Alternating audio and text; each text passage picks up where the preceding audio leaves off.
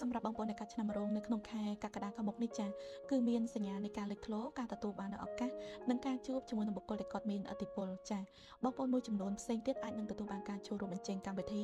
ឬក៏ការសហការឬក៏តាក់ទងដំណឹងណាមួយដែលពាក់ព័ន្ធជាមួយនឹងការបើកផ្លូវទៅលើអាជីពរបស់លោកអ្នកចាតាក់ទងការងារដែលលោកអ្នកបានខិតខំកន្លងមកក៏ទទួលបានការពេញចិត្តផងដែរចាប៉ុន្តែនៅក្នុងនោះលោកអ្នកអាចមានការប្រុងប្រយ័ត្នបន្តិចទៅលើការខ្វែងគំនិតឬក៏គំនិតរបស់លោកអ្នកនឹងអាចនឹងមានការប៉ះទង្គិចជាមួយនឹងបុគ្គលដែលគាត់មានឥទ្ធិពលឬក៏គាត់មានតំណែងខ្ពស់ជាងនៅកន្លែងការងារអញ្ចឹងត្រូវតែមានការប្រុងប្រយ័ត្នបន្តិចចាចំពោះហេរ៉ាវត្ថុគឺមានចំណូលចូលមកពីការងារបន្ថែមឬក៏គម្រោងថ្មីរបស់លោកអ្នកប៉ុន្តែក៏មានការចំណាយទៅលើការអភិវឌ្ឍខ្លួនចាឬក៏ការសិក្សាជាដើមចាហើយតើតើចំពោះស្នេហាវិញសម្រាប់បងប្អូនដែលមានគូចាជាពេលវេលាដែលនឹងមានការពិភាក្សាអំពីគម្រោងអនាគតឬក៏ការរស់នៅរួមគ្នា